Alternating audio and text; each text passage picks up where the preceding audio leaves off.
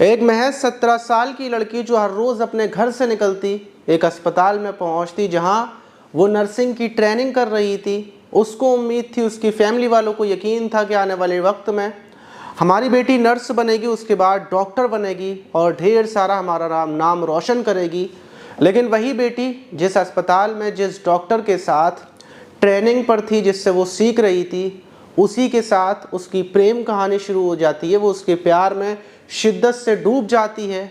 Doctor भी उसके लिए अंधा हो चुका था, क्योंकि डॉक्टर की उम्र इतनी ज़्यादा और नर्स की उम्र महज 17 साल, और वो भी इतनी ज़्यादा खूबसूरत नर्स।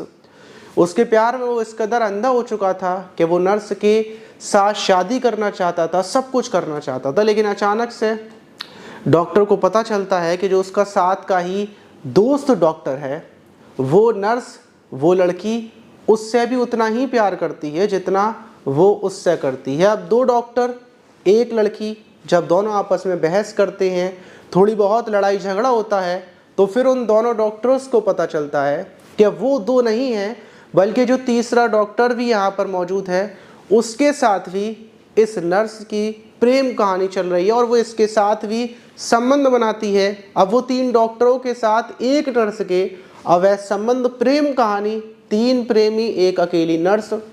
और फिर उसके बाद वो तीनों डॉक्टर्स मिलकर उस नर्स के साथ पहले खूब बार संबंध बनाते हैं, उसके साथ जो कहानी होती है, जो विवाद होता है वो, और आखिर में नर्स के शरीर के छोटे छोटे टुकड़े हो जाते हैं। लेकिन ये पूरी प्रेम कहानी की आखिर में अंत कैसे हुआ और उन तीन प्रेमी डॉक्टरों ने क्या किया, नर्स ने ऐसा क्यों किया, ये पूरा मामला शुरू से लेकर आखिर तक आपके पैरों तले ज़मीन निकल जाएगी। और जिन लोगों ने कमेंट बॉक्स में कमेंट किए थे उनका भी जवाब वीडियो के लास्ट में मिलेगा।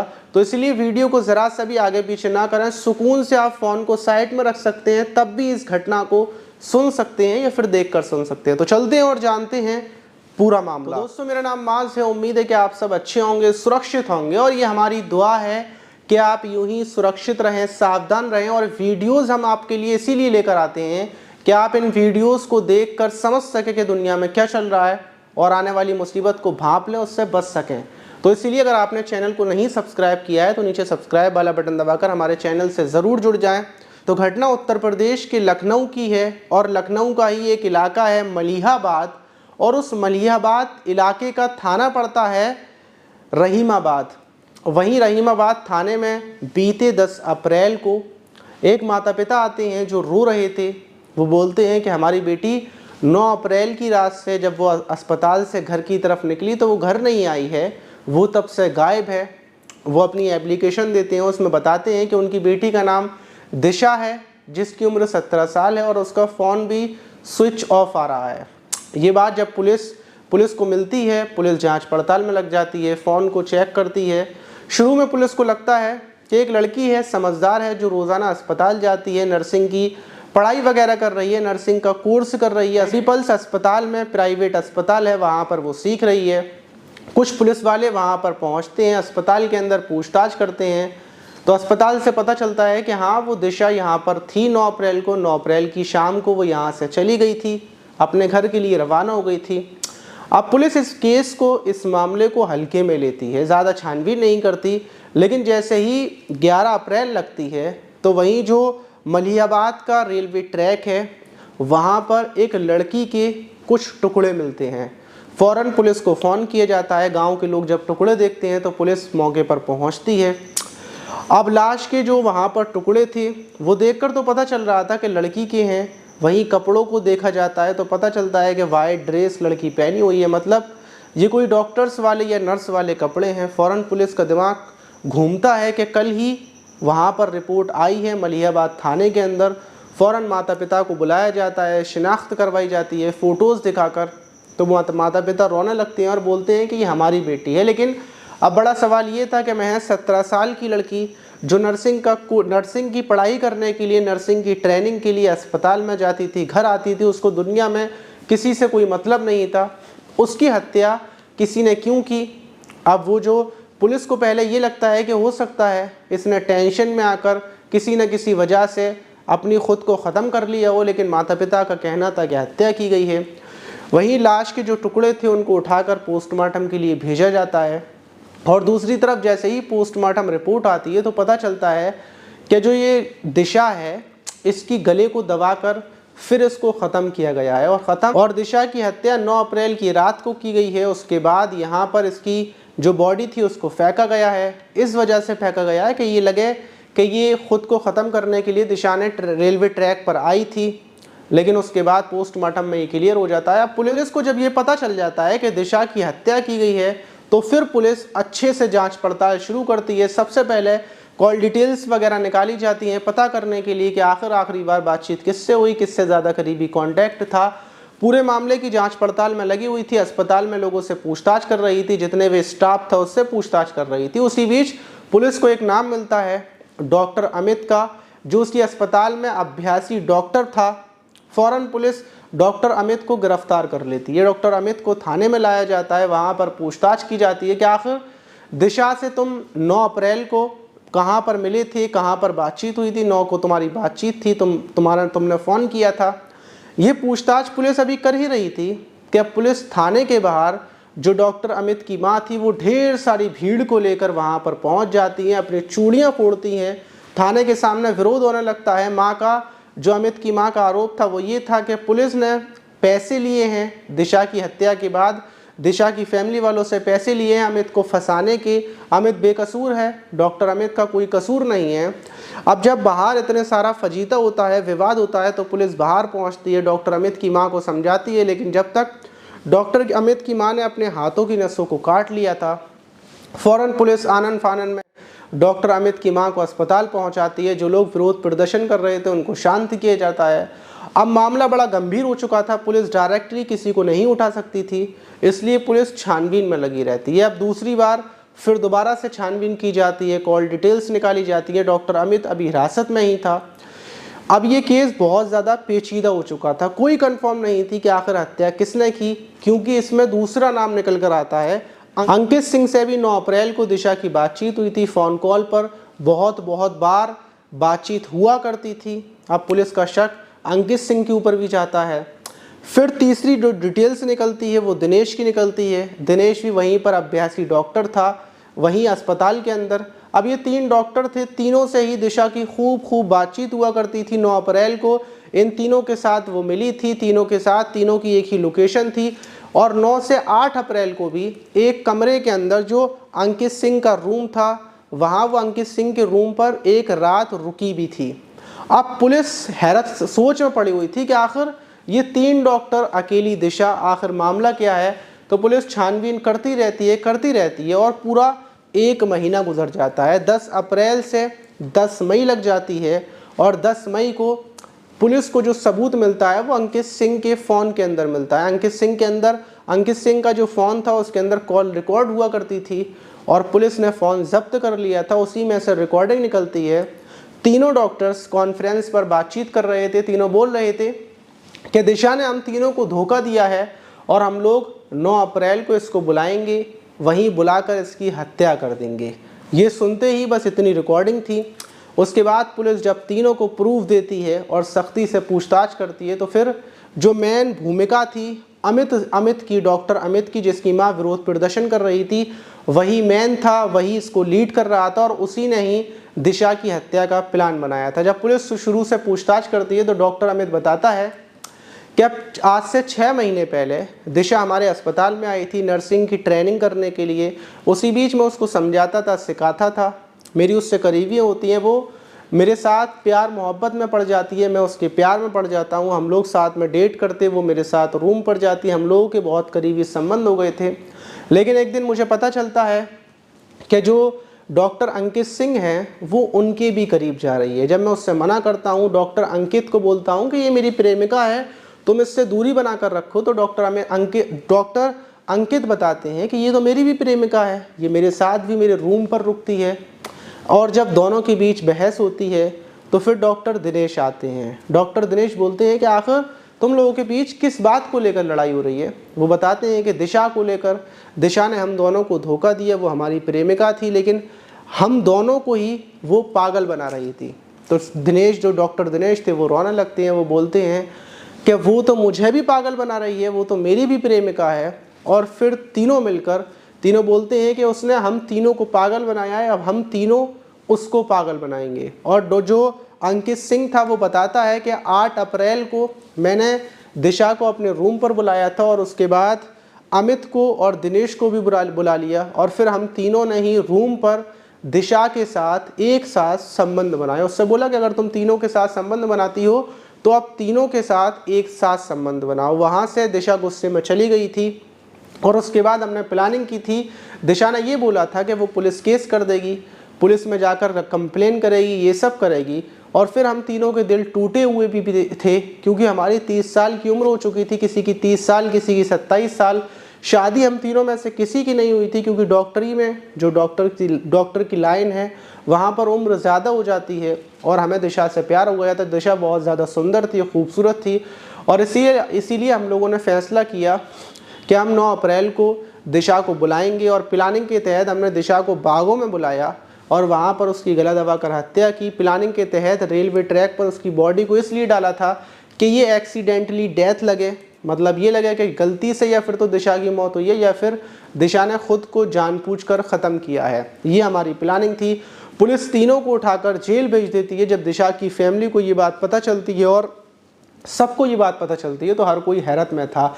लेकिन ये घटना बताने का हमारा मकसद ये था कि आज के टाइम में चाहे लड़का हो चाहे लड़की हो, उनको एक ऐसा ट्रेंड आ गया है कि वो किसी एक इंसान से प्यार नहीं कर सकते। उनको 2, 3, 4 लोगों से प्यार करे बिना बड़ा बुरा महसूस होता है अगर वो ना करें। तो इसीलिए हर लड़की हर लड़का ऐसा ही कर रहा है। वो किसी एक से ना ही प्यार करते हैं, ना ही अगर वो किसी एक से लव मैरिज भी कर लें तो फिर भी उनका दिल किसी और के ऊपर आ जाता है और वो अवैध संबंध शुरू कर देते हैं। तो ऐसी घटनाओं में अगर आप एक से ज़्यादा कुछ भी करते हैं तो ऐसा भी हो सकता है। ये वीडियो बताने का मकसद ये था। और जिन लोगों ने कमेंट बॉक्स में कमेंट किए थे, अब उनके जो नाम हैं उसकी बारी आती है। तो पहला जो कमेंट है, पहले कमेंट से शुरू करेंगे, आखिर पहला कमेंट किसका आता है। तो देखिए पहला कमेंट है सुजीत कुमार मौर्य का। मेरा नाम सुजीत मौर्य है, लखनऊ डिस्ट्रिक्ट से हूँ। मैं आपकी वीडियोस पर डेली देखता हूँ। Thank you Sujit Maurya ji. ऐसे ही वीडियोस देखते रहिए आप और आगे कमेंट भी करते रहिए, जिससे हम आपके कमेंट को पढ़ते भी रहते हैं। और जो दूसरा कमेंट है वो है मुस्तफ़ा का। मेरा नाम मुस्तफ़ा है, मैं मुंबई से हूँ। ओहो, मुंबई से भी हमारी वीडियोस देखी जा रही है। ये जो कमेंट किया है ये फ़िशिंग कंटेंट ने किया है। ऐसी न्यूज़ कहाँ से लेकर आते हो? तो देखिए ऐसी न्यूज़ हम पूरी छानबीन करते हैं, पता करते हैं, ढूंढते हैं और फिर जो न्यूज़ लगती है वो आपको सुनाते हैं, जिससे आपको कुछ सीखने को भी मिले। बहुत मेहनत से लाई जाती है, इसीलिए बोलते हैं कि नीचे सब्सक्राइब तो कम से कम दबा दो। उसके पैसे वगैरह तो कुछ भी नहीं लगते, ना ही लाइक के पैसे लगते हैं। और ये जो कमेंट किया है राम सागर ने किया है। राम सागर नाम से इनकी आईडी है। मैं चंडीगढ़ से हूँ सर, मेरा नाम राम सागर है, लास्ट में मेरा नाम ले लेना, मैं आपके सारे वीडियोस देखता हूँ। राम सागर जी बहुत बहुत शुक्रिया, आप हमारे सारे वीडियोस देखते हैं और लाइक भी करते हैं। और ये कमेंट किया है दयान ये लोग पत्नी आईडी किस नाम से बना देते हैं। तो देखिए ये कमेंट किया है ऋतिक ने। हाय ब्रदर, मेरा नाम ऋतिक सेठ है, मैं मुंबई से हूँ।